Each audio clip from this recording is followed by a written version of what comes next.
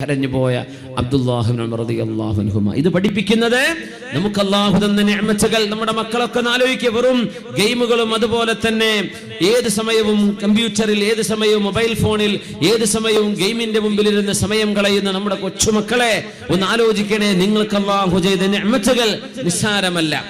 അതുകൊണ്ട് നിങ്ങൾ ഇതൊന്നും സമയം കൊല്ലാൻ വേണ്ടി ഉപയോഗിക്കേണ്ട സാധനങ്ങൾ. ഇതിനൊക്കെ അല്ലാഹുവിന് ശുക്ർ ചെയ്യണം. എങ്ങനെ? നന്മക്ക് ഉപയോഗിക്കുക, സമയം കൊല്ലാതിരിക്കുക. അതന്നെ ശുക്ർ. മുഴുവൻ പെണ്ണുങ്ങളൊക്കെ പ്രത്യേകിച്ചും കുട്ടികളൊക്കെ ഒന്ന് അടക്കി നിർത്താൻ വേണ്ടി ചെയ്യുന്ന പരിപാടി അതാ. മൊബൈൽ ഫോൺ കൊടുക്കുക, കളിച്ചോട്ടെ.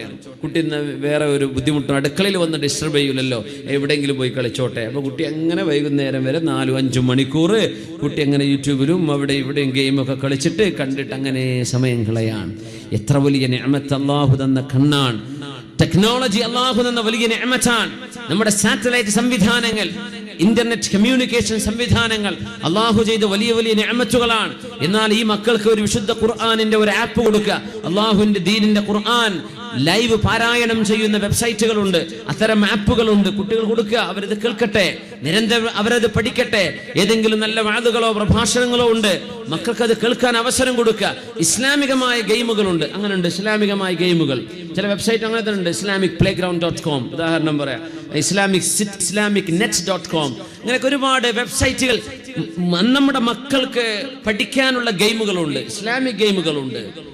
അതുപയോഗിക്കേണ്ടതിന് പകരമാണ് കണ്ട കാർട്ടൂൺ ഫിഗറും നമ്മുടെ സ്പൈഡർമാനും അതും ഇതൊക്കെ നമ്മുടെ കൊച്ചുമക്കൾ അവരുടെ കൽബിലേക്ക് യൂറോപ്പുകാരൻ, ബ്രിട്ടീഷുകാരൻ അല്ലെങ്കിൽ അമേരിക്കക്കാർ പടച്ചുവിടുന്ന സങ്കല്പിക കഥാപാത്രങ്ങളെ നമ്മുടെ മക്കൾ ആവാഹിച്ചെടുക്കുക. എന്നിട്ട് പിന്നെ കുട്ടിക്ക് പേടി, രാത്രി പേടിച്ച് കരയാണെന്ന്. എന്തവർ കാണുന്ന അങ്ങനെ അത്രയും പേടിപ്പിക്കുന്ന ചില കാർട്ടൂണുകൾ കാണുന്നുണ്ടാവും. പിന്നെ അവർ പേടിച്ച് കരയാണ്ടിരിക്കുമോ? നമ്മുടെ മക്കളൊക്കെ എത്രക്ക് അല്ലാഹുവിന് ശുക്ർ ചെയ്യേണ്ടവരാ, നമ്മളെത്ര ശുക്ർ ചെയ്യേണ്ടവരാ. നമ്മുടെ വീടിന് ഒന്നുമില്ല, വാടക വീടാണെന്ന് വിചാരിക്കുക, വാടക കൊടുക്കാനുള്ള കഴിവല്ല തന്നിട്ടുണ്ടല്ലോ. വാടക കൊടുക്കാൻ ഇതുവരെ പറ്റിയിട്ടില്ല, എന്നാലും എൻ്റെ ആരോഗ്യം അല്ലാഹു എടുത്തു കൊണ്ടുപോയിട്ടില്ലല്ലോ, എനിക്ക് അധ്വാനിക്കാലോ. അസുഖമായി കിടക്കുകയാണ്, എന്നാലും റബ്ബേ അൽഹംദുലില്ലാ എന്ന് പറയാനുള്ള നാവെനിക്ക് നീ ബാക്കി വെച്ചല്ല റബ്ബേ. എന്ത് ചിന്തിച്ചാലും നമ്മൾ ഒരു നന്മ മുമ്പിലാണ്. അല്ലാഹുവിനോട് നമ്മൾ എത്രക്ക് നന്ദി പറയണം. മഹാനായ ഇബ്നു ഉമർ റളിയല്ലാഹു അൻഹു ഒരു ഗ്ലാസ് വെള്ളത്തിന് പറയുന്ന നന്ദിയാണ്. എനിക്കറിയില്ല നമ്മുടെ ഈ കടലുണ്ടി നഗരത്തിലൊക്കെ നോമ്പുതുറയുടെ വിഭവങ്ങൾ എത്ര സമൃദ്ധമാണെന്നറിയില്ല. എത്ര നന്ദി പറയേണ്ടി വരും. ഓരോരോ പലഹാരങ്ങളും. മുട്ടമാലൊക്കെ എപ്പോഴും ഇവിടെ അല്ലേ അല്ലേ? നമ്മളെ വേപ്പൂരിൽ നിന്ന് ഇങ്ങോട്ട് ഈ ഏരിയകളൊക്കെ വിഭവമായ മധുര പലഹാരങ്ങളൊക്കെ പെണ്ണുങ്ങളൊക്കെ ഉണ്ടാക്കാറുണ്ട് മുമ്പൊക്കെ. ഇനിയിപ്പോൾ അതൊക്കെ ഫറൂഖൊന്നും വാങ്ങിക്കൊണ്ടല്ലാണോ എന്നറിയില്ല. മാഷാ അല്ലാ. എന്തായിരുന്നാലും നമ്മൾ കഴിക്കുന്ന ഭക്ഷണത്തിനൊക്കെ എത്ര നിഅമത്ത് പറയണം, എത്ര ശുക്ർ പറയണം, എത്ര അൽഹംദുലില്ലാ. ഓരോ ഉരുളയുടെ കൂടെ അൽഹംദുലില്ലാ ബിസ്മില്ലയും പറയേണ്ടി വരുന്ന. നമ്മൾ മുമ്പൊക്കെ ഭക്ഷണം കഴിക്കുമ്പോൾ തുടക്കത്തിൽ ബിസ്മില്ല, കഴിയുമ്പോൾ അൽഹംദുലില്ലാ എന്നാണ് ഉലമാ പറയാ. ഇന്ന് അല്ലാഹു നിഅമത്ത് കൂട്ടിത്തന്നില്ലേ. ഓരോ പത്തിരി കഷ്ണം കഴിക്കുമ്പോഴും കറി കഴിക്കുമ്പോഴും ഓരോ ഉപ്പേരിയുടെ കൂടെ ഓരോ സൈഡ് ഡിഷിൻ്റെ കൂടെയും ഒരു ബിസ്മില്ലയും ഒരു അൽഹംദുലില്ലയും പറയേണ്ടി വരും. അത്രക്കും നിഅമത്തുകളാണ് അല്ലാഹു നമുക്ക് നൽകിയിട്ടുള്ളത്, നിസ്സാരമായി കണ്ടുകൂടാ. ഇന്നല്ലാഹ ലയുഹിബ്ബുൽ അബ്ദ അൻ യഅകുല വയശ്റബ ഫയഹ്മദഹു അലൈഹാ. അല്ലാഹുവിന് അവന്റെ ഒരടിമ ഭക്ഷണം കഴിക്കുന്നതും വെള്ളം കുടിക്കുന്നതും ഇഷ്ടമാണ്. ഫയഹ്മദഹു അലൈഹാ, അള്ളാഹുവിന്റെ നാമം ഉച്ചരിച്ച് കഴിക്കുകയും അള്ളാഹുവിന്റെ നാമത്തിൽ സ്തുതി പറഞ്ഞുകൊണ്ട് അവസാനിപ്പിക്കുകയും ചെയ്യുമ്പോ ആ ഭക്ഷണം അള്ളാഹുവിന് ഇഷ്ടമാണ്. നിങ്ങൾ അള്ളാഹുവിനെ ഓർത്ത് കഴിക്കുമ്പോൾ മഹാനായ അഷ്റഫുൽ ഖൽഖ് റസൂലുള്ളാഹി സ്വല്ലല്ലാഹു അലൈഹി വസല്ലം മുൻഗാമികളിൽ നിന്ന് നമ്മൾ പഠിച്ചെടുക്കുന്ന വലിയ വലിയ മാതൃകകളാണിത്. ഒരു ഗ്ലാസ് വെള്ളമോർത്ത് കരഞ്ഞുപോയ അബ്ദുല്ലാഹി ഇബ്നു ഉമർ റളിയല്ലാഹു അൻഹുമാ, ഹസനുൽ ബസ്രി റളിയല്ലാഹു അൻഹു, മഹാനവറുകൾ വീട്ടിലിരിക്കുമ്പോഴാണ് എന്തെന്നില്ലാത്ത കരച്ചിൽ വീട്ടുകാർ കേൾക്കുന്നത്. ഭാര്യയും കുട്ടികളൊക്കെ എന്ത് പറ്റി എന്ന് ചോദിക്കുമ്പോ ഹസനുൽ ബസ്രി റളിയല്ലാഹു അൻഹു പറയുന്നു, ദകർതു ദംബൻ അദ്നബതുഹു ഫബകൈത്. ഞാൻ ചെയ്തു പോയ ഒരു പാപമോർത്ത് ഞാൻ കരയുകയാണ്. ഞാൻ ചെയ്തു പോയൊരു പാപം എനിക്ക് ഓർമ്മ വന്നപ്പോ അതോർത്ത് ഞാൻ കരയുകയാണ് എന്ന് ലോക പ്രസിദ്ധനായ ഹദീസിന്റെ പണ്ഡിതൻ അൽ ഹസനുൽ ബസ്രി റളിയല്ലാഹു തആല ഇറാഖ് കണ്ട ബസ്ര കണ്ട പ്രഗൽഭനായ ആലിമാണത്. ഹസനുൽ ബസ്രി തങ്ങൾ ഹബീബായ നബി തങ്ങളുടെ മദീനയിൽ ഒരുപാട് കാലം ജീവിച്ചു വളർന്ന നബി തങ്ങളുടെ കുടുംബവുമായി ബന്ധമുള്ള ഹസനുൽ ബസ്രി റളിയല്ലാഹു അൻഹു അദ്നബതു ദംബൻ, ഒരു തെറ്റ് ഉലമാ പറയാ, പടച്ച റബ്ബേ ഒരു തെറ്റോർത്തുകൊണ്ടാണ് ഈ കരച്ചിലെങ്കിൽ നമ്മളൊക്കെ എത്ര ഓർത്ത് കരയണേ, എത്ര കരയണം. ഇന്നകും ലതഅമലൂന അശിയാ കുന്നാ നഉദ്ദുഹാ അലാ അഹദി റസൂലില്ലാഹി സ്വല്ലല്ലാഹു അലൈഹി വസല്ലം മിനൽ മൂബിഖാത്ത്. നിങ്ങൾ എന്ന് ചെയ്യുന്ന പലതും നിങ്ങൾ മൂക്കത്ത് ഈച്ചരിക്കുമ്പോൾ കൈയാട്ടുന്ന പോലെ. ഒരു പാട്ട് സീനല്ലേ, ഒരു സിനിമയല്ലേ, അതിലെന്താ കുഴപ്പം എന്ന് പറയുന്ന അത്രയും ലാഘവത്തിൽ ഒരു പലകയല്ലേ, ഒരു അന്യ പെണ്ണിന്റെ ഫോട്ടോ ലൈവ് കാണുന്നതിനേക്കാളും ഏറ്റവും വൾഗറായ മോശമായ രീതിയിൽ പ്രദർശിപ്പിക്കപ്പെടുന്ന പരസ്യ പലകകൾ നമ്മുടെ റോഡുകൾക്ക് ചുറ്റും നടക്കുമ്പോ, നമ്മുടെ മതിലുകളിൽ സിനിമാ പോസ്റ്ററുകൾ ഒട്ടിച്ചു പോകുമ്പോ, നമ്മുടെ കണ്ണുകൾ മലീമസമാകുന്ന രീതിയിൽ ചിന്തകളെ ബ്രെയിൻ വാഷ് ചെയ്യുന്ന രീതിയിലുള്ള വിവിധങ്ങളായ കമന്റുകൾ നമ്മൾ വായിച്ചു പോകുമ്പോ, നമ്മുടെ ഓരോ യാത്രയിലും ഓരോ വഴിവെക്കിലൂടെയുള്ള നടത്തത്തിലും എത്ര പാപങ്ങളാണാവോ നമ്മൾ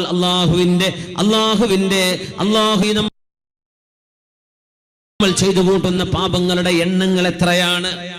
ഹസനുൽ ബസ്രി തങ്ങൾ ഒരു ദിവസം മഹാനവറുകൾ ഓർത്തത്, വലിയ മഹാനാണ്, ബഹുമാനപ്പെട്ടവരാണ്.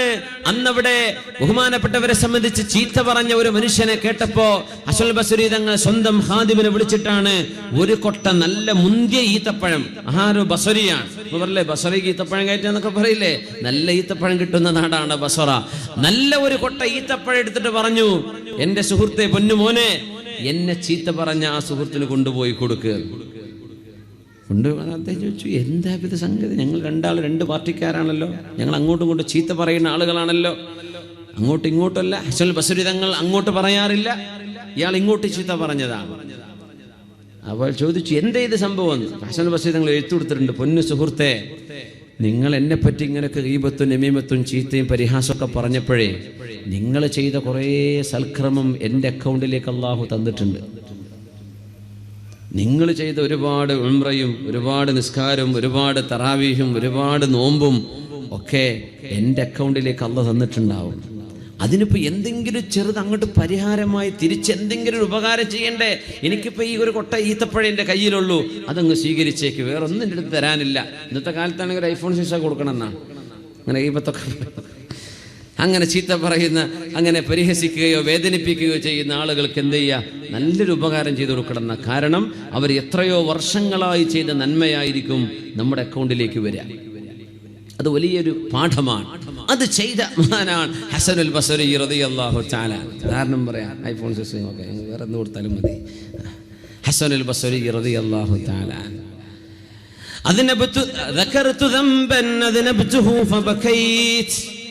ഞാൻ ചെയ്തു പോയ ഒരു പാപം ഓർത്തുകൊണ്ടാണ് ഞാൻ കരയുന്നതെന്ന് ഹസനുൽ ബസ്രി റളിയല്ലാഹു അൻഹു.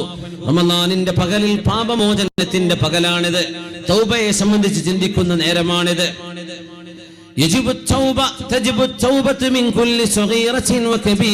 എല്ലാ ചെറുദോഷങ്ങൾക്കും വൻ ദോഷങ്ങൾക്കും തൗബ ചെയ്യൽ നിർബന്ധമാണെന്ന് ഇമാമുന നവവി റളിയല്ലാഹു തആല അൻഹു. ഏത് ചെറുതിനും വലുതിനും തൗബ ചെയ്യണമെന്നാണ്.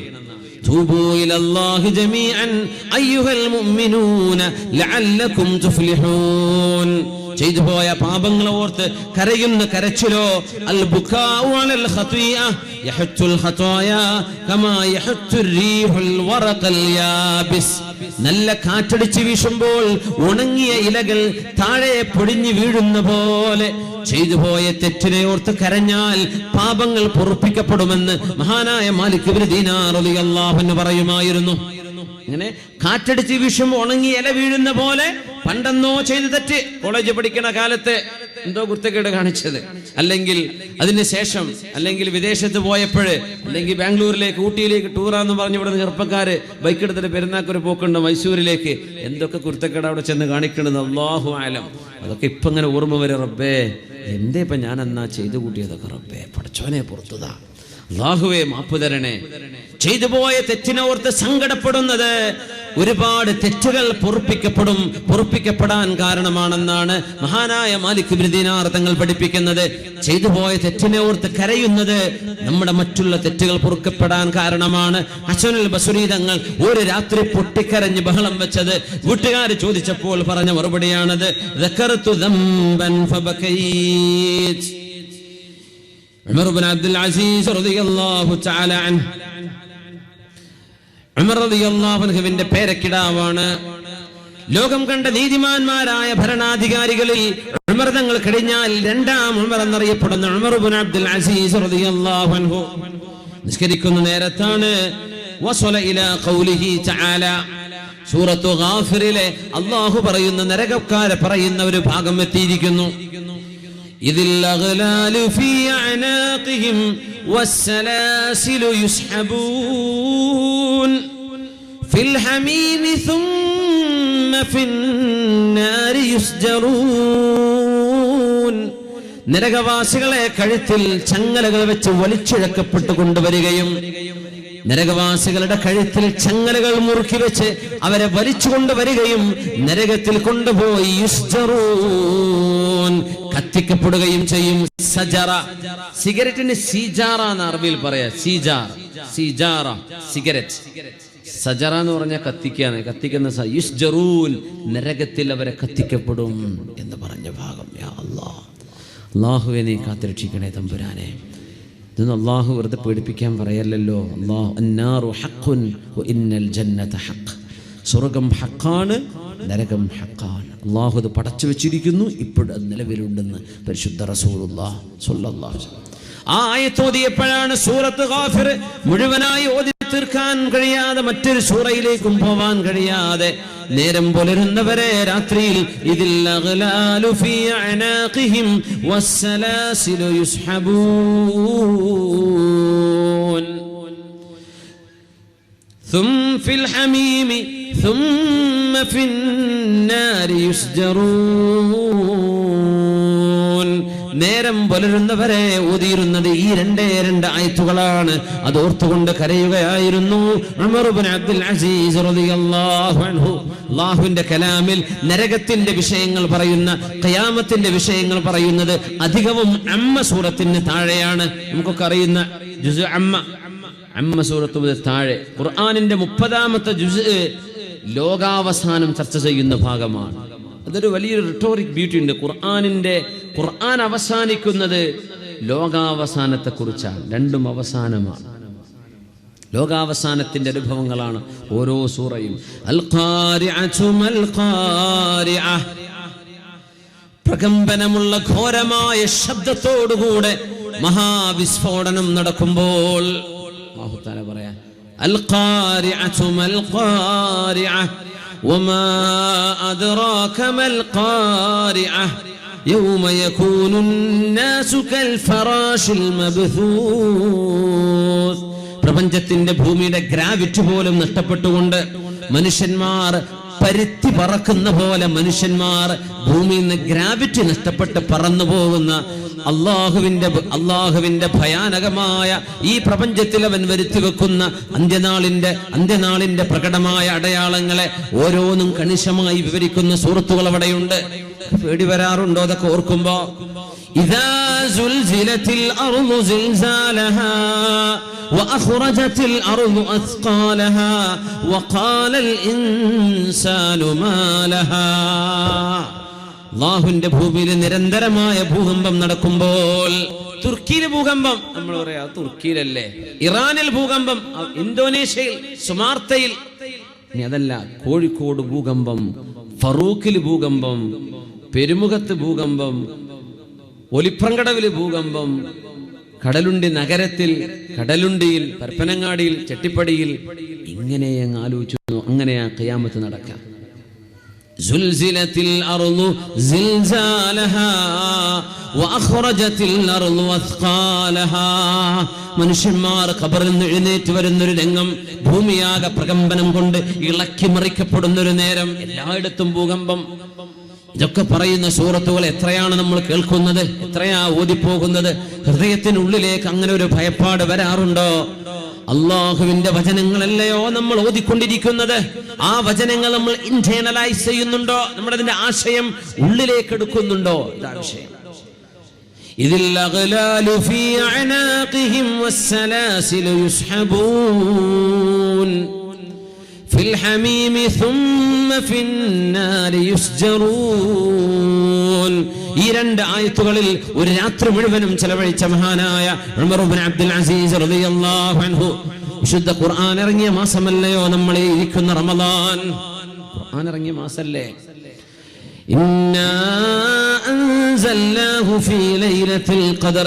റമളാനിന്റെ അവസാനത്തെ രാവിലാണല്ലോ, റമളാനിന്റെ അവസാനത്തെ 10 ലൈലത്തുൽ ഖദറിന് സാധ്യതയുള്ള ഒരു രാത്രിയിലാണ്, ഖദറിന്റെ രാവിലാണ് അല്ലാഹുവിന്റെ കലാം ഏഴാനാകാശത്തിനപ്പുറത്ത് കിടക്കുന്ന ലൗഹൽ മഹ്ഫൂദ് എന്ന അല്ലാഹുവിന്റെ സൃഷ്ടിയിൽ നിന്ന് ഒന്നാം ആകാശത്തേക്ക് അല്ലാഹു കൊണ്ടുവന്നത് ലൈലത്തുൽ ഖദറിലാണ്. ഭൂമിയിലേക്ക് വന്നതല്ല. ഭൂമിയിലേക്ക് വന്നതിനെ കുറിച്ചല്ല ആ സൂറത്തിൽ പറയുന്നത്.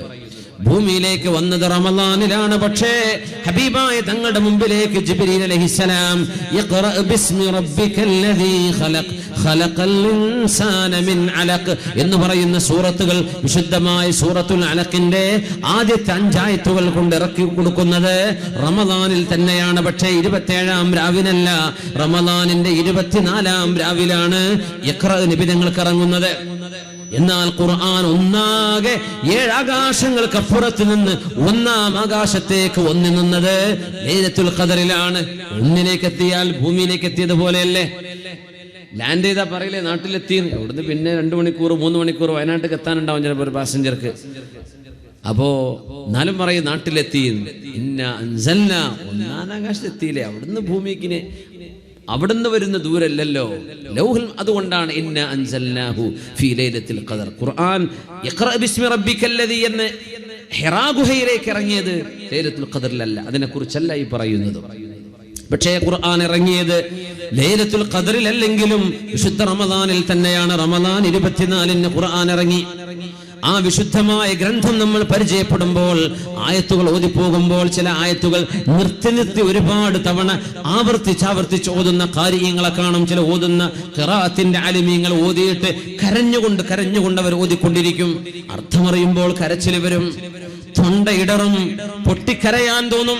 അല്ലാഹുവിന്റെ വചനങ്ങൾ ഓതുമ്പോൾ ഫബ്കൂ, നിങ്ങളൊന്ന് കരയണേ എന്ന് തങ്ങൾ പറയുകയാണ്. വഇല്ലം തബ്കൂ ഫതബാകൂ, കരച്ചിൽ വരുന്നില്ലെങ്കിൽ ഉണ്ടാക്കിയിട്ട് കരയുക തന്നെ വേണമെന്ന് റസൂലുള്ളാഹി തങ്ങൾ അല്ലാഹുവിന്റെ വചനം ഓതുമ്പോൾ കരയാൻ പറഞ്ഞിട്ടുണ്ട്. കരച്ചിലിന്റെ രീതിയിലാണ് ഖുർആനിന്റെ പാരായണം നടക്കുന്നത്. അപ്പോഴാണ് ഖൽബിനുള്ളിലേക്ക് ആ ആശയങ്ങൾ ഇറങ്ങിച്ചെല്ലുന്നത്. നമ്മുടെ ഹൃദയം ഭൗതികമായ ചിന്തകളാൽ മൂടപ്പെട്ടിരിക്കുകയാണ്. ആ ഭൗതികതയിൽ നിന്ന് അതിനെ ഒന്ന് പുറത്തു കൊണ്ടുവരണമെങ്കിൽ അഭൗതികമായ അള്ളാഹുവിന്റെ കലാമ തന്നെ ഇടപെടണം. അപ്പോഴാണ് ഖൽബിന് അള്ളാഹു സമാധാനം നൽകുന്നത്. ആ കലാമുമായി ഒരുപാട് ഇടപെടാനുള്ള സമയം അള്ളാഹു നമുക്ക് നൽകട്ടെ. മഹാനായ ഉമർ ഇബ്നു അബ്ദുൽ അസീസ് റളിയല്ലാഹു അൻഹു നമ്മുടെ മുൻഗാമികളിൽ സലഫുസ് സ്വാലിഹീങ്ങളിൽ മറക്കാൻ കഴിയാത്ത പ്രഗൽഭൻ തന്നെയാണ്. മഹാനവറുകൾ ഉമർ ഇബ്നു അബ്ദുൽ അസീസ് റളിയല്ലാഹു അൻഹു, മഹാനായ ഉമർ ഇബ്നു അബ്ദുൽ അസീസ് തങ്ങൾ മരിക്കാൻ കിടക്കുമ്പോ ആളുകൾ ചോദിച്ചു, ഉമർ ഇബ്നു അബ്ദുൽ അസീസ് എന്നവരെ പരിശുദ്ധമായ റൗള ഷരീഫിൽ പോയി കിടക്കാൻ നിങ്ങൾക്ക് ആഗ്രഹമുണ്ടോ? മദീനയിലെ റൗളയിൽ ആരാ കിടക്കുന്നത്? നബിതങ്ങളാണ്. സിദ്ദീഖ് റളിയല്ലാഹു അൻഹു ഇപ്പുറത്തുണ്ട് ഉമർ ഇബ്നുൽ ഖത്താബ് റളിയല്ലാഹു അൻഹു. 3 പേരല്ലേ കിടക്കുന്നത്? റൗളയിലേക്ക് ചെല്ലുമ്പോ പുരുഷന്മാർക്ക് കടന്നു പോകാൻ കഴിയുന്ന ആ വഴിയിൽ 3 ദ്വാരങ്ങൾ കാണാൻ കഴിയും. ഹുനസ്സലാമു അലാ റസൂലില്ലാഹ്, ഇവിടെ നിന്നുകൊണ്ടാണ് അല്ലാഹുവിന്റെ റസൂലിനോട് സലാം പറയേണ്ടത് എഴുതിയിട്ടുണ്ട്. ഹുനസ്സലാമു അലാ അബീ ബക്കറിൻ സിദ്ദീഖ്, ഇവിടെയാണ് സിദ്ദീഖ് എന്നവരോട് സലാം പറയേണ്ടത്. ഒരടി മാറുമ്പോ ഹുനസ്സലാമു അലാ ഉമർ ഇബ്നുൽ ഖത്താബ്, ഇവിടെയാണ് ഉമർ തങ്ങളോട് സലാം പറയേണ്ടത്. 3 ദ്വാരങ്ങൾ കാണും. അവിടേക്ക് തിരിഞ്ഞുകൊണ്ട് അസ്സലാത്തു വസ്സലാമു അലൈക യാ സയ്യിദി യാ റസൂലല്ലാഹ്, ഞങ്ങൾക്ക് അല്ലാഹുവിന്റെ പ്രകാശം കൊണ്ടുതന്ന നബിയേ, അങ്ങേക്ക് അല്ലാഹുവിന്റെ രക്ഷയും സലാമും അല്ലാഹുവിന്റെ ദുആവും ഉണ്ടാവട്ടെ എന്ന് നബി തങ്ങളോട് സലാം പറയുന്ന ആ മേഖലകൾ റൗളയുടെ പുണ്യമായ സ്വർഗത്തിന്റെ കഷ്ണമെന്ന് പറയുന്ന ഹബീബിന്റെ പള്ളിയിലെ ആ ഒരു ഭാഗം അല്ലാഹു ഒരുപാട് തവണ അവിടങ്ങളിലൊക്കെ സിയാറത്ത് ചെയ്യാനുള്ള ഭാഗ്യം അല്ലാഹു നമുക്ക് നൽകട്ടെ. മക്കയിൽ പോയി ഹജ്ജ് ചെയ്ത് നേരെ മദീനത്ത് പോവാതെ തിരിച്ചു വരുന്ന എത്രയോ ആളുകൾ ജോലി തിരക്കാണത്രേ. ഉംറക്ക് പോകുന്നുണ്ട്, ഹജ്ജിന് പോകുന്നുണ്ട്. ഹബീബിന്റെ മദീനയിലേക്ക് ചൊല്ലലും ഹബീബിന് സിയാറത്ത് ചെയ്യലും ഹബീബിന് പോയി സലാം പറയലും ഈ ഉമ്മത്തിന്റെ ആലിമീങ്ങൾ ഐക്യകണ്ഠേന ഏറ്റവും പ്രബലമായ സുന്നത്താണെന്ന് പറഞ്ഞ ഒരു കർമ്മമാണത്. അത് ആരും ബിദ്അത്ത കുഫ്ര എന്ന് പറഞ്ഞിട്ടില്ലല്ലോ. എന്നിട്ട് എന്തേ പോവാത്തത്? അവിടെ ഇപ്പോ കൂലി കുറച്ചല്ലേ ഉള്ളൂ. കൂലി ഹോൾസെയിലായിട്ട് മക്കത്ത് വാങ്ങി പോരാന്നാ പറയാ. മക്കയിൽ 1 ലക്ഷമല്ലേ നിസ്കാരത്തിന്, മദീനയിൽ 1000 ഉള്ളൂ. നിങ്ങൾ 1 ലക്ഷം എത്ര നിസ്കാരം മക്കയിൽ പരമാവധി ചെലവഴിക്കാം, മദീനയിൽ ഇപ്പോൾ വലിയ കൂലിയൊന്നും ഇല്ലല്ലോ. അങ്ങനെയാ പറയാ ന്യായം. എന്താ വിഷയം എന്നറിയോ? സ്നേഹമുണ്ടോന്നാ അള്ളാഹു നോക്കണത്. കൂലി മദീനത്തിൽ 2 ലക്ഷം എന്ന് പറഞ്ഞാൽ മക്ക തന്നെ പോവാതെ ഹജ്ജനെ ക്യാൻസൽ ചെയ്ത് വരും, മദീനത്ത് പോയിരുന്നത് വരും. അതല്ല വിഷയം. നിങ്ങൾക്ക് ഇവിടെ മക്കയിൽ 1 ലക്ഷം കൂലുണ്ട് എന്ന് പറഞ്ഞു തന്ന ആൾ ആരാണ്? മദീനയിൽ കിടക്കുന്ന നബിയല്ലേ സ്വല്ലല്ലാഹു അലൈഹി വസല്ലം. അതെന്താ മനസ്സിലാക്കാത്തത്? ഇസ്ലാമിൽ ഒരു തരം യുക്തിവാദം കടന്നു വന്നിരിക്കുകയാണ്. അതാ വലിയ വിഷമാണത്, വലിയ വിഷമമാണ്. കൂളായിട്ട് ഉംറക്കൊക്കെ പലരും പോകുന്നുണ്ട്. മക്കയിൽ പോയി മദീന പോവാതെ direct Jeddah back to Calicut, അത്രയേ ഉള്ളൂ. മദീനത്ത് പോയിട്ടൊന്ന് തിരിച്ചു വരെ ഒന്നും ചെയ്യൂല. ഇതൊക്കെ വെറുതെ, അതൊക്കെ സുന്നയ്ക്ക് പറഞ്ഞതാ. ബാക്കിയുള്ളവർക്ക് അങ്ങനെയൊന്നല്ല. മുസ്ലിമായ മനുഷ്യൻ ചെയ്യണത്, മുസ്ലിമായ മനുഷ്യന് പറഞ്ഞത് സുന്നത്താണെന്നും പ്രബലമായ സുന്നത്താണെന്നും ഹബീബിനെ യജിബു അൻ യുസാറ, നബി തങ്ങളെ സിയാറത്ത് ചെയ്യപ്പെട്ടേ പറ്റൂ.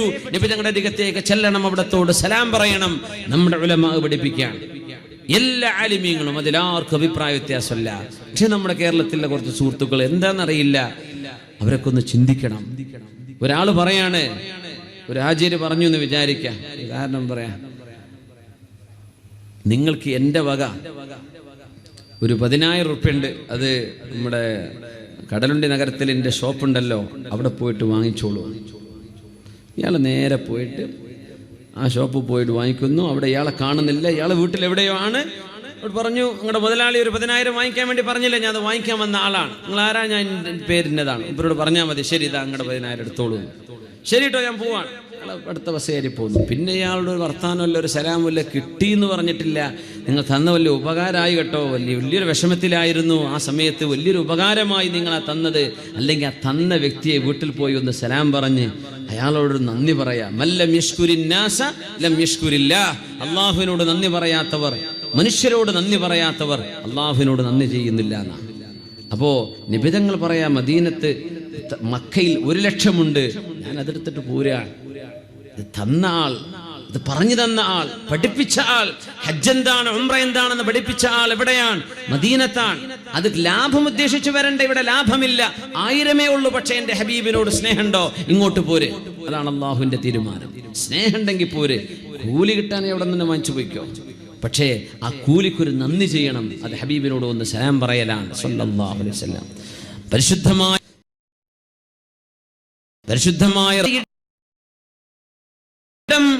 ഒരാൾക്ക് കിടക്കാനുള്ള ഖബറൊക്കെ വേറെയും അവിടെ കുഴിക്കാൻ പറ്റും. ഉമർ ഇബ്നു അബ്ദുൽ അസീസ് തങ്ങളുടെ കാലത്താ ചർച്ച നടക്കുന്നത്. മഹാനവറുകളോട് ചോദിച്ചു, ഉമർ ഇബ്നു അബ്ദുൽ അസീസ് എന്നവർ വഫാത്താകുമ്പോ, മഹാനവറുകൾ വഫാത്താകുന്ന അത്ഭുതകരമായ രീതിയാണ്, അത്ഭുതമായിരുന്നു അവരുടെ മരണം. റൂമിലുള്ള എല്ലാവരോടും പുറത്തു പോവാൻ വേണ്ടി പറഞ്ഞു. റൂമിൽ സുഗന്ധം വെക്കാൻ വേണ്ടി പറഞ്ഞു. ബഖൂർ, നല്ല സുഗന്ധമുള്ള സുഗന്ധം അവിടെ പുകയിപ്പിക്കപ്പെടണമെന്ന് പറഞ്ഞു. എല്ലാവരോടും പുറത്തു കടക്കാൻ വേണ്ടി പറഞ്ഞു. മനുഷ്യരോ ജിന്നുകളോ അല്ലാത്ത ചില ആളുകൾ എന്റെ റൂമിലേക്ക് വരുന്നുണ്ട്, അവർക്ക് വേണ്ടി എല്ലാവരും മാറിക്കൊടുക്കണം. മാറിക്കൊടുത്തു. മഹാനായ ശംസുൽ ഉലമയുടെ വഫാത്ത് അങ്ങനെയായിരുന്നു. എല്ലാവരോടും പോകാൻ പറഞ്ഞിട്ടുണ്ട്. അവസാന സമയം നമുക്ക് പോയിക്കോളി, ഇവിടെ തിരക്കുണ്ട്, കുറെ ആളുകൾ വരുന്നുണ്ട്, സ്ഥലം കൊടുക്കണം. എല്ലാവരും മാറി നിന്നു. അവിടെ ആരുമില്ല, അല്ലാഹുവിന്റെ മലക്കുകളായിരിക്കണം എന്നാണ് മഹാനായ ശംസുൽ ഉലമ അങ്ങനെ വഫാത്താകുന്നത്. ഉമർ ഇബ്നു അബ്ദുൽ അസീസ് റളിയല്ലാഹു തആല അൻഹു എല്ലാവരോടും മാറി നിൽക്കാൻ വേണ്ടി പറഞ്ഞു. വിശുദ്ധ ഖുർആനിന്റെ ആയത്ത് ഓതി മനോഹരമായ മരണമാണ് നടന്നത്. മനോഹരമായ മരണമാണ്. ആളുകൾ മരണത്തിന് മുമ്പേ ചോദിച്ചിരുന്നു, നിങ്ങൾക്ക് വേണ്ടി അള്ളാഹുവിന്റെ റസൂലിന്റെ പരിശുദ്ധമായ റൗദയിൽ ഞങ്ങളൊരു ഖബർ കുഴിച്ചോട്ടെ, അള്ളാഹുവിന്റെ ഹബീബിന്റെ അരികത്ത് കിടക്കാൻ നിങ്ങൾക്ക് കൊതിയില്ലേ, ആഗ്രഹമില്ലേ? അവിടെ ഒരു ഖബർ കുഴിച്ചോട്ടെ നിങ്ങൾക്ക് വേണ്ടി. സ്വാഭാവികമായും രാജാവാണ് അല്ലെങ്കിൽ ഖലീഫയാണ്. ഒരു ഉത്തരവ് കൊടുത്താൽ റൗളയുടെ ഭിത്തി തന്നെ മാറ്റിക്കെട്ടി അവിടെ എന്ത് ചെയ്യും? ഒരു ഖബർ ഹബീബിന്റെ ആ ഒരു മുറബ്ബയിൽ, ആ ഒരു സ്ക്വയറിൽ ഒരു ഖബർ കുഴിക്കാൻ പ്രയാസമില്ല. ആളുകൾ ചോദിക്കാൻ അങ്ങനെ ചെയ്തോട്ടെ. എന്താ മഹാൻ കൊടുത്ത മറുപടി എന്നറിയോ? നിങ്ങൾ ആലോചിക്കുന്നുണ്ടോ അള്ളാഹുവിന്റെ ഹബീബിനോടും ഹബീബിന്റെ കൂടെ എല്ലാ കഷ്ടപ്പാടിലും കൂടെ നിന്ന് ത്യാഗം ചെയ്ത രണ്ട് സ്വാഹിബൈനിയായ സിദ്ദീഖ് റളിയല്ലാഹു അൻഹുവിന്റെയും ഉമർ ഇബ്നുൽ ഖത്താബ് റളിയല്ലാഹു അൻഹുവിന്റെയും അരികത്ത് പോയി കിടക്കാനുള്ള യോഗ്യത ഈ ഉമർ ഇബ്നു അബ്ദുൽ അസീസിനുണ്ടോ? ഞാൻ ഒരിക്കലും അങ്ങോട്ടില്ല. ആ ഒരു മഖാമിലേക്ക് പോകാൻ മാത്രമുള്ള പുണ്യം ഈ ഉമർ ഇബ്നു അബ്ദുൽ അസീസ് ജീവിതത്തിൽ ചെയ്തിട്ടില്ലല്ലോ. ഞാൻ ആഗ്രഹിക്കുന്നത് അല്ലാഹു എന്റെ പാപങ്ങൾക്ക് എന്നെ ശിക്ഷിക്കാതെ എന്നെ ഒന്ന് രക്ഷപ്പെടുത്തി കിട്ടിയാൽ മതിയായിരുന്നു. റൗളയിൽ കിടക്കണമെന്ന മോഹം പറയാൻ പോലും എനിക്ക് അർഹതയില്ലല്ലോ എന്ന് പൊട്ടിക്കരഞ്ഞുകൊണ്ട് സന്തോഷത്തോടുകൂടെ നിരസിച്ചു മഹാനായ ഉമർ ഇബ്നു അബ്ദുൽ അസീസ് റളിയല്ലാഹു അൻഹു. എന്താണ് ആ ചിന്തകൾ? അള്ളാഹുവിന്റെ ഹബീബിന്റെ സ്വാഹിബൈനിയുടെ കൂടെ കിടക്കാൻ ഞാൻ ആയിട്ടുണ്ടോ? സിദ്ദീഖ് തങ്ങളുടെ കൂടെ, ഉമർ റളിയല്ലാഹു അൻഹുവിന്റെ കൂടെ ഈ മാനികമായ പ്രഭയിലും തഖ്വയിലും പരിശുദ്ധിയിലും സൂക്ഷ്മതയിലും നീതിയിലും ലോകത്തിന്റെ മാതൃക വെക്കാൻ കഴിയുന്ന രണ്ട് മഹത്തുക്കളെയാണ് ചരിത്രം എടുത്തു പറയുന്നത്. ഒന്ന് ഈ ഉമർ ഇബ്നു അബ്ദുൽ അസീസ് റളിയല്ലാഹു അൻഹുവാൻ, മറ്റേത് ഉമർ ഇബ്നുൽ ഖത്താബ് റളിയല്ലാഹു അൻഹുവാൻ. എന്നിട്ട് പോലും ഞാൻ അവിടെ കിടക്കാൻ യോഗ്യതയുള്ളവനല്ലല്ലോ, യോഗ്യതയില്ല. മഹാനായ അഷ്റഫുൽ ഖൽഖ് സ്വല്ലല്ലാഹു അലൈഹി വസല്ലം തങ്ങളുടെ റൗദയിൽ കിടക്കാൻ ആഗ്രഹമില്ലാത്തത് കൊണ്ടല്ല, പക്ഷേ ചിന്തിക്കുന്നത് ഞാൻ അത്രക്കായില്ലല്ലോ എന്ന ചിന്തയാണ്. ആ ഒരു താഴ്മയും വിനയവും മുഅ്മിനായ മനുഷ്യന്റെ ജീവിതത്തിന്റെ അനിവാര്യതയാണ്. എപ്പോഴും ഒരാളെ കാണുമ്പോൾ അയാൾ എന്നെക്കാളും ഖൈറാണ് എന്നാണ് വിചാരിക്കേണ്ടത്. മുതിർന്ന ഒരാളെ കാണുമ്പോൾ വിചാരിക്കേണ്ടത് അല്ലാഹുവേ അയാൾക്ക് എന്നെക്കാളും പ്രായമുണ്ടല്ലോ, ഞാൻ ചെയ്തതിനേക്കാളും ഒരുപാട് നന്മകൾ ചെയ്യാനുള്ള സമയവും സന്ദർഭവും അയാൾക്ക് അല്ലാഹു നൽകിയിട്ടുണ്ടായിരിക്കും. അതുകൊണ്ട് ആ പ്രായമുള്ള ആൾ എന്നെക്കാളും മെച്ചപ്പെട്ട ആള് തന്നെ. പ്രായത്തിൽ കുറഞ്ഞ ഒരാളെ കാണുമ്പോ, ചെറുപ്പക്കാരനെ കാണുമ്പോ, കുട്ടികളെ കാണുമ്പോ അല്ലാഹുവേ ഞാൻ ജീവിച്ച അത്ര, ഞാൻ ചെയ്ത തെറ്റൊന്നും ഈ കുട്ടികൾ ചെയ്തിട്ടില്ലല്ലോ, ഞാൻ ജീവിച്ച അത്ര അവർ ജീവിച്ചില്ലല്ലോ, അതുകൊണ്ട് പാപങ്ങൾ എന്നെക്കാളും അവർക്ക് കുറവായിരിക്കുമല്ലോ. മുതിർന്നവരെ കാണുമ്പോൾ നന്മകൾ അവർക്ക് എന്നെക്കാളും കൂടുതലാണല്ലോ. രണ്ടവസ്ഥയിലും അവർ, മറ്റുള്ളവർ എന്നെക്കാളും ഖൈറാണ്, അവരെന്നെക്കാളും മുന്തിയവനാണ്. ഈ സമൂഹത്തിൽ ഏറ്റവും പരാജയപ്പെട്ടവൻ ഞാനല്ലാതെ മറ്റാരുമില്ല. ഇങ്ങനെയാണ് മുഅ്മിനായ മനുഷ്യൻ ചിന്തിക്കേണ്ടത്. അങ്ങനെയാ ചിന്തിക്കേണ്ടത്. അഭിമാനം പറഞ്ഞൂടാ ഞാൻ വലിയ ആൾ തന്നെയാണ് എന്നൊന്നും പറയാൻ പാടില്ല. ഞാൻ ഏറ്റവും താഴ്ന്നവനാണ്. അത്തിപ്പറ്റ ഉസ്താനെ കണ്ടിട്ടുണ്ടോ ആരെങ്കിലും? അത്തിപ്പറ്റ മൊയ്തീൻകുട്ടി മുസ്ലിയാർ ഉസ്താനെ കണ്ടവരൊന്ന് കൈപൊക്കിയാട്ടെ. ഉസ്താദ് വന്നവിടെ മാഷാ അല്ലാഹ്. കഴിഞ്ഞ വർഷം ഈ 6 മാസം മുമ്പ് ഉസ്താദ് വന്നു. മാഷാ അല്ലാഹ്. അതൊക്കെയാണ് ആലിം എന്ന് പറഞ്ഞാൽ. ഉസ്താദിൻ്റെ ആ ഒരു വല്ലാത്ത ജീവിതേ. സ്റ്റേജിൽ ഉസ്താദ് വരികയാണെങ്കിൽ കസേരയൊക്കെ ഒഴിവാക്കി താഴെ പായ വിരിക്കേണ്ടി വരും. ഉസ്താദിനെ ഭക്ഷണത്തിന് വീട്ടിൽ വിളിക്കുകയാണെങ്കിൽ ടേബിളൊന്നും ഉസ്താദ് ഇരിക്കൂല, ചേരം ഇരിക്കൂല, താഴെ പായ വിരിച്ച് എല്ലാവർക്കും തിന്നാൻ പറ്റുന്ന വലിയൊരു പ്ലേറ്റിൽ അതിൽ പത്തിരിയോ ചോറോ കറിയോ ബിരിയാണിയോ സാമ്പാറോ എല്ലാം ഒരുമിച്ച് അങ്ങോട്ട് ഒഴിച്ചിട്ട് ബിസ്മില്ല എന്ന് പറഞ്ഞ് ഭക്ഷണത്തിൻ്റെ മര്യാദയും പറഞ്ഞു കൊടുത്തിട്ട് ഉസ്താദ് കഴിപ്പിക്കും. ഉസ്താദ് വളരെ കുറച്ച് കഴിക്കും. അതിനിടയ്ക്ക് സുന്നത്ത് ഇങ്ങനെ പറഞ്ഞുകൊണ്ടിരിക്കും. ആ ആലിമിൻ്റെ ഒരു ജീവിതത്തിൻ്റെ ആ ഒരു സിംപ്ലിസിറ്റി ആൻഡ് ഹ്യൂമിലിറ്റി, എന്തോ ഒരു മനോഹരമായ വിനയവും താഴ്മയും. സമസ്ത കേരള ജമിഅത്തുൽ ഉലമയുടെ ആലിമീങ്ങളിൽ നമ്മൾ കാണുന്ന വ്യത്യാസം അതാണ്. ആലിമീങ്ങൾ ഇഷ്ടം പോലെ ഉണ്ടല്ലോ, പക്ഷെ നമ്മുടെ സമസ്തയുടെ ഉലമാഇൻ്റെ പ്രത്യേകത അതാണ്. ആ ഒരു വിനയവും താഴ്മയും.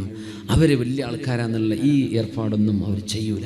ഇത് ആലിം ഇങ്ങനെയാണ് ജീവിക്കേണ്ടതെന്ന്. ഉസ്താദ് അങ്ങനെ അത്തിപ്പറ്റ ഉസ്താദിൻ്റെ മുമ്പിൽ ഇടപഴകുന്ന ഒരുപാട് ആളുകൾ, ഉസ്താദിൻ്റെ മുരീദന്മാർ. ഉസ്താദ് 10-20ഓളം വർഷം അൽഐനിലായിരുന്നു, UAE അൽഐനിലായിരുന്നു. മാഷാ അല്ലാഹ്. ഒരുപാട് കാലം അവിടുത്തെ അറബികൾക്കും മലയാളികൾക്കുമൊക്കെ ഒരുപോലെ തർബീയത്ത് കൊടുത്ത മഹാനായ അത്തിപ്പറ്റ ഉസ്താദ് അവറുകൾ. ഉസ്താദ് ഒരിക്കൽ സദസ്സിലിരുന്നപ്പോൾ അങ്ങനെ ഒരു ചെറിയ വീട്ടിൽ സദസ്സിലിരുന്ന ഉസ്താദ് പറയുകയുണ്ടായത്രേ, 15 എനിക്ക് പ്രായപൂർത്തിയായതിൻ്റെ ശേഷം ജമാഅത്തായിട്ടല്ലാതെ ഞാനൊരു നിസ്കാരം ഫർദ് നിസ്കരിച്ചിട്ടില്ല.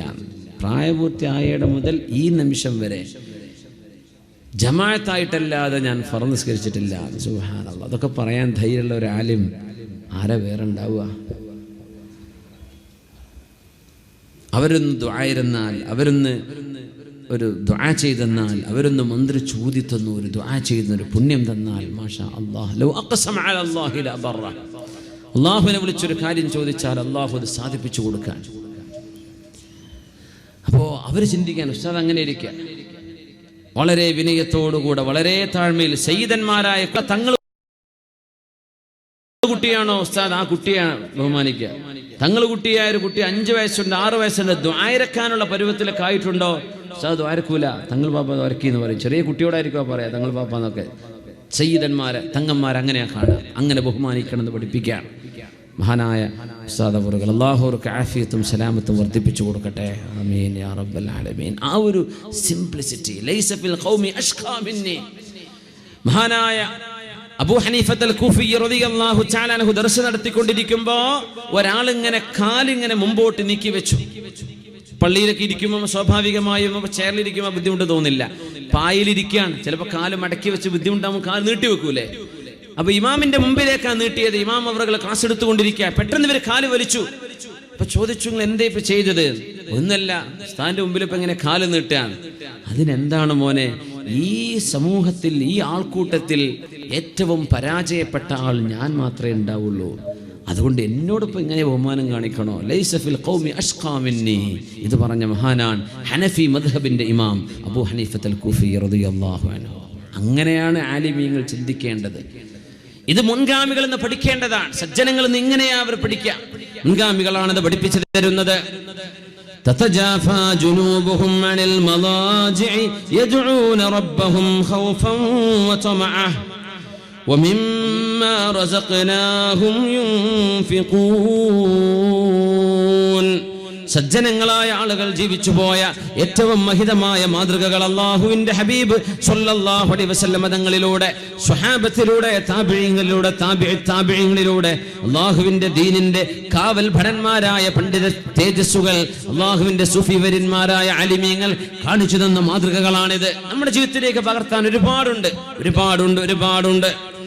ഇബ്രാഹിം ഇബ്നു അദ്ഹം റളിയല്ലാഹു അൻഹു മഹാനവറുകൾ ജോർഡാനിന്റെ മരുഭൂമിയിലൂടെ നടക്കുമ്പോഴാണ് ഒരു വഴിതെറ്റി വന്ന സൈന്യാധി, ഒരു പട്ടാളക്കാരൻ ആ വഴിക്ക് ഇങ്ങനെ വരുന്നുണ്ട്.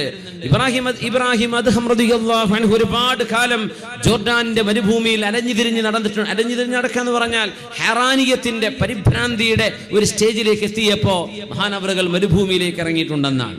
അപ്പോഴാണ് ഒരാള്, അവിടെ ഒരു ഖബർസ്ഥാനുണ്ട്, ഒരു പട്ടാളക്കാരൻ വന്ന് ചോദിക്കുകയാണ്, അയിന ത്വരീഖ്, ടൗണിലേക്കുള്ള വഴി എതിലെയാണെന്നറിയോ? അവിടെ കണ്ട ഒരാളോടല്ലേ ചോദിക്കുക എന്ന് ചോദിച്ചതാണ്.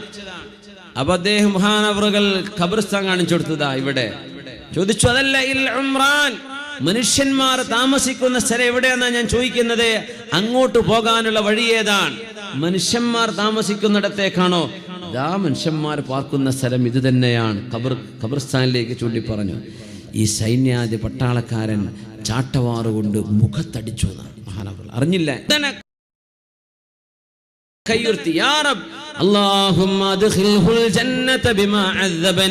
പടച്ചവനെ, എന്നോട് ചെയ്ത ഈ ഉപദ്രവത്തിന് പകരം അല്ലാഹുവേ നീ ഇവന് സ്വർഗം കൊടുക്കണമേ.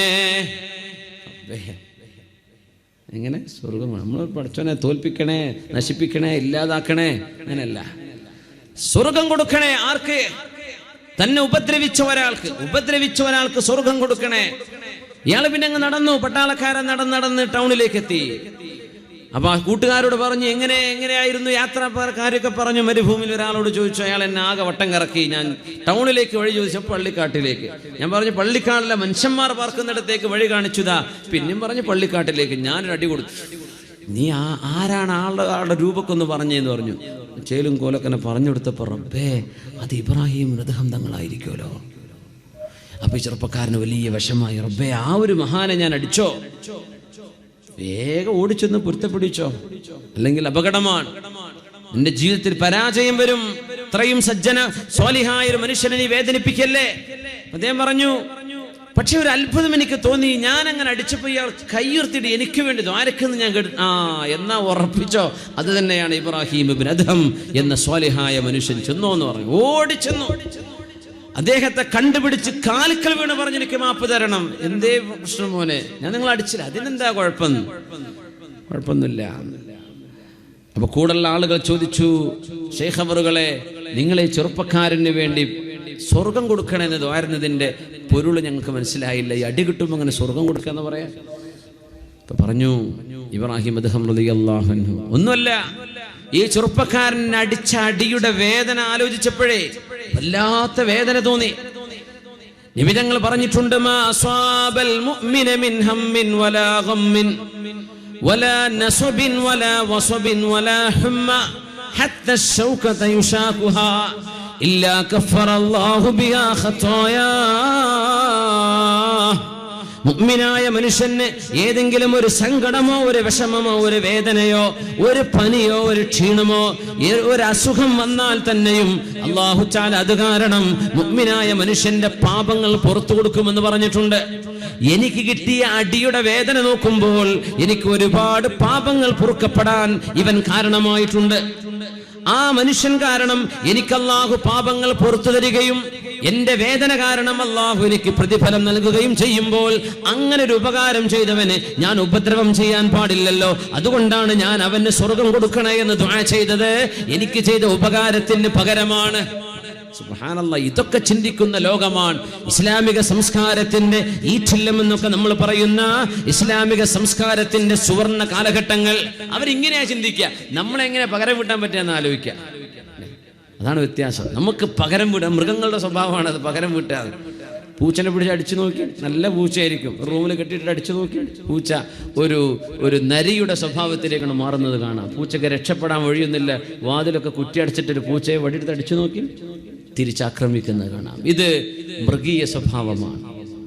എന്റെ മുത്തുനബി തങ്ങൾ പറയുന്നത് ഇങ്ങനെയാണ്, വൽകാദിമീനൽ ഗൈള വൽആഫീന അനിൻ നാസി വല്ലാഹു യുഹിബ്ബുൽ മുഹ്സിനീൻ.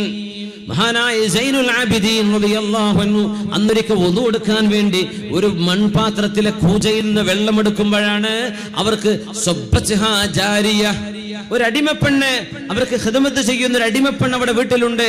അവര് വെള്ളം ഒഴിച്ചു കൊടുക്കുമ്പോ മഹാനവർ ഇരിക്കുകയാണ്, അവൾ നിൽക്കുകയാണ്. ആ കൂജ കയ്യിൽ നിന്ന് താഴെ വീണു. മഹാനവറുകളുടെ മുഖത്ത് മുറിവായി പാത്രം പൊട്ടുകയും ചെയ്തു. പാത്രം പൊട്ടി മുറിവായിരിക്കാൻ. അപ്പോ പെണ്ണ് വിചാരിച്ചു, വലിയ പേടിയായി പോയി.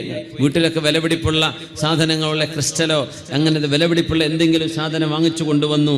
വീട്ടിൽ ജോലി ചെയ്യുന്ന ആളുകൾ തട്ടിത്തെറിപ്പിച്ചത് പൊട്ടിച്ചു കളഞ്ഞാൽ വലിയ പേടിയും ജാള്യതൊക്കെ ഉണ്ടാവൂലേ. ഈ പെണ്ണിങ്ങനെ നിൽക്കുമ്പോ ആ പെണ്ണിങ്ങനെ പറഞ്ഞു,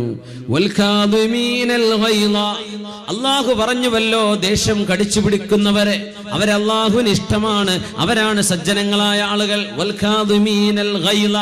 ദേഷ്യം കടിച്ചു പിടിക്കുക. മഹാനവറുകൾ പറഞ്ഞു, എന്റെ ദേഷ്യം ഞാൻ കടിച്ചു പിടിച്ചു. മുഖത്ത് മുറിവായിട്ടുണ്ട്, പാത്രം പൊട്ടിയിട്ടുണ്ട്, പിന്നെ അവിടൊക്കെ വെള്ളം കിട്ടണമെങ്കിൽ എത്ര ബുദ്ധിമുട്ടാണ്. വെള്ളവും മുറിവും. ആ പെണ്ണ് ബാക്കി ഓതി കൊടുത്തു, ജനങ്ങൾക്ക് മാപ്പ് കൊടുക്കുന്ന ആളുകളെയും അല്ലാഹുവിന് ഇഷ്ടമാണ്. അങ്ങനെയോ, എനിക്ക് ഞാൻ മാപ്പ് തന്നു മോളെ. പെണ്ണ് ആയത്തിന്റെ ബാക്കി കൂടെ ഓതി കൊടുത്തു, വല്ലാഹു യുഹിബ്ബുൽ മുഹ്സിനീൻ. അത് കഴിഞ്ഞ് ഉപകാരം ചെയ്തു കൊടുക്കുന്ന ആളുകളെ അല്ലാഹുവിന് ഇഷ്ടമാണ്. അൻതി ഹുർറത്തുൽ ലിവജ്ഹില്ലാ, അല്ലാഹുവിന് വേണ്ടി നിന്നെ ഞാൻ സ്വതന്ത്രയാക്കിയിരിക്കുന്നു. ഒരടിമക്ക് കിട്ടേണ്ട ഏറ്റവും വലിയ ഗുണം സ്വാതന്ത്ര്യമാണ്. നന്മ ചെയ്യുന്നവരെ അല്ലാഹുവിന് ഇഷ്ടമാണ്. നീ സ്വതന്ത്രയാണ്. ദേഷ്യം കടിച്ചിറക്കുന്നവരെ അല്ലാഹുവിന് ഇഷ്ടമാണ്. ഞാനത് കടിച്ചിറക്കി. മാപ്പ് ചെയ്യുന്നവരെ ഞാൻ നിനക്ക് മാപ്പും തന്നു. ഉപകാരം ചെയ്യുന്നവരെ നീ പൊയ്ക്കോ, നിന്നെ ഞാൻ വിട്ടു, നീ സ്വതന്ത്രയാണ്. എവിടെയെങ്കിലും സ്വതന്ത്രയായിട്ട് ജീവിച്ചോ. ഈ മാതൃകകൾ നമ്മുടെ മുൻഗാമികൾ എന്ന് കാണാൻ കഴിയും. അബ്ദുൽ മലിക് ഇബ്നു മർവാനിന്റെ മുമ്പിൽ, അമവി ഭരണാധികാരിയുടെ മുമ്പിൽ ഒരു കൂട്ടം ഡെലിഗേറ്റ്സ്, ഒരു കൂട്ടം രാജ്യപ്രതിനിധികൾ വന്നിരിക്കുകയാണ്. രാജസദസ്സിൽ ഒരുപാട് പ്രതിനിധികൾ വന്നിരിക്കുന്നു. അപ്പോ അദ്ദേഹത്തിന് ഒരു കറുത്ത ഒരു അടിമയുണ്ടായിരുന്നു. അദ്ദേഹത്തെ ഇടക്കിടക്ക് വിളിക്കും ഓരോ കാര്യത്തിന്, അവിടെ ചായ കൊടുക്കാനോ വെള്ളം കൊടുക്കാനോ അങ്ങനെ ഉണ്ടല്ലോ. അപ്പോ VIP ഡെലിഗേറ്റ്സാ വന്നിരിക്കുന്നത്. അപ്പൊ ഇയാളെ വിളിച്ചു, യാ ഗുലാം. ഒരു കറുത്ത വർഗക്കാരനായ അടിമയായിരുന്നു. ഒരു വിളി വിളിച്ചിട്ട് ഇയാൾ ഒരു ഉത്തരം കൊടുക്കണില്ല. അപ്പൊ ആ ഗുലാം, ഈ വേലക്കാരൻ അടിമ അവിടെ ഉണ്ട്. അന്ന് അടിമ സമ്പ്രദായം ഉണ്ട്. 150 വർഷങ്ങൾക്ക് മുമ്പ് ലോകത്ത് നിന്ന് പാടേ നിർമ്മാർജ്ജനം ചെയ്യപ്പെട്ട് കഴിഞ്ഞു അടിമ സമ്പ്രദായം. ഇന്ന് അടിമകളില്ല. അപ്പോ അന്ന് അടിമ സമ്പ്രദായമുണ്ട്. അപ്പോ വിളിച്ചു, ഇയാൾ വരുന്നില്ല. 2 തവണ വിളിച്ചു, വരുന്നില്ല. 3 തവണ വിളിച്ചിട്ടും വരുന്നില്ല. അപ്പോ നടന്നു ചെന്നിട്ട് ചോദിച്ചു, അല്ല, നിന്നെ ഞാൻ വിളിച്ചില്ലേ, നീ എന്താ വരാത്തത്? അവൻ നേരെ വന്നു. VIP-കളായ ആളുകൾ സദസ്സിലിരിക്കുകയാണ്. അബ്ദുൽ മലിക് ഇബ്നു മർവാൻ എന്ന് പറഞ്ഞാൽ ധീരനായ, ഇച്ചിരി ദേഷ്യമൊക്കെയുള്ള, അധികാരം ഉപയോഗിക്കുന്ന ഭരണാധികാരിയാണ്. അപ്പോ ആളുകളുടെ മുമ്പിൽ വെച്ചിട്ട് ഈ ചെറുപ്പക്കാരെന്താ പറഞ്ഞെന്നറിയോ? തുനാദീനി യാ ഗുലാം യാ ഗുലാം. എപ്പോഴും നോക്കിയാലും യാ ഗുലാം യാ ഗുലാം. ഈ ഗുലാമിനൊന്നും ഇരിക്കൊന്നും വേണ്ടേ, ഈ ഗുലാമിന് വിശ്രമൊന്നും വേണ്ടേ, എപ്പോഴും വിളിക്കാണോ എന്ന് ഇയാൾ പരസ്യമായി തൻ്റെ ഗസ്റ്റിന്റെ മുമ്പിൽ വെച്ച് രാജാവിനോടായി പറയുന്നത്. എല്ലാവരും തല താഴ്ത്തി തലയിലേക്ക് ചോര തെറിക്കണ്ടെന്ന് വിചാരിച്ചിട്ട്, കാരണം തല അപ്പോഴേ പോകുമെന്ന് വിചാരിച്ചു. എല്ലാവരും തല താഴ്ത്തി നിൽക്കുകയാണ്. ഉറപ്പിച്ചു, ഇനി ഇതിൻ്റെ പരിഹാരം ഇങ്ങനെ ഉണ്ടാവുള്ളൂ, ഇവൻ്റെ തല പോയ തന്നെ. എല്ലാവരും തല പൊക്കിക്കൊള്ളുന്നു. എന്തേന്ന് ചോദിച്ചു. അല്ല, ഈ കേട്ടതൊക്കെ പറഞ്ഞു. ഇദാ സാഅ ഖുലുഖുനാ ഹസന അഖ്ലാഖുൽ ഖദം. നമ്മുടെ സ്വഭാവം മോശമായാൽ നമ്മുടെ വേലക്കാരുടെ സ്വഭാവങ്ങളൊക്കെ നന്നാവും. അങ്ങനെ മുതലാളിമാർ ഇച്ചിരി മോശ സ്വഭാവക്കാരാണെങ്കിൽ പണിക്കാരൊക്കെ ശരിക്കും മര്യാദക്ക് പണിയെടുക്കും, അല്ലേ? നല്ല ദേഷ്യക്കാരനാണ്. ഇദാ സാഅ ഖുലുഖുനാ ഹസന അഖ്ലാഖുൽ ഖദം. നമ്മുടെ സ്വഭാവം മോശമായാൽ നമ്മുടെ വേലക്കാരുടെ സ്വഭാവമൊക്കെ നന്നാവും. വഇദാ ഹസന അഖ്ലാഖുനാ. നമ്മുടെ സ്വഭാവം നന്നാവുകയാണെങ്കിൽ നമ്മുടെ വേലക്കാരുടെ സ്വഭാവം മോശമാവുകയും ചെയ്യും. നമ്മുടേത് മോശമായാൽ അവർ നന്നാവും, നമ്മുടേത് നന്നായാൽ അവർ മോശമാകും. ഫമാ കുന്നാ ലിനുസി അഖ്ലാഖനാ ഹത്താ തഹ്സുന അഖ്ലാഖുൽ ഖദം. നമ്മുടെ വേലക്കാരുടെ സ്വഭാവം നന്നാവാൻ വേണ്ടി നമ്മുടെ സ്വഭാവം ഞാൻ മോശമാക്കുന്നവനല്ല. എൻ്റെ സ്വഭാവം ഞാൻ മോശമാക്കുന്നില്ല ഇവ നന്നാവാൻ വേണ്ടി. എന്റേത് മോശമായാൽ അവൻ നന്നാകുമെന്നറിയാം. അത് വിചാരിച്ച് ഞാൻ എൻ്റെ സ്വഭാവം മോശമാക്കിക്കൂടല്ലോ. ഞാൻ അവന് മാപ്പ് കൊടുത്തു എന്ന് സ്വന്തം ഗസ്റ്റിന്റെ മുമ്പിൽ, രാജ്യപ്രതിനിധികളുടെ മുമ്പിൽ വെച്ച് രാജാവായിരുന്ന അബ്ദുൽ മലിക് ഇബ്നു മർവാൻ. ഇതൊക്കെ ചരിത്രത്തിലെ വലിയ വലിയ അത്ഭുതങ്ങളാണ്. ഇങ്ങനെ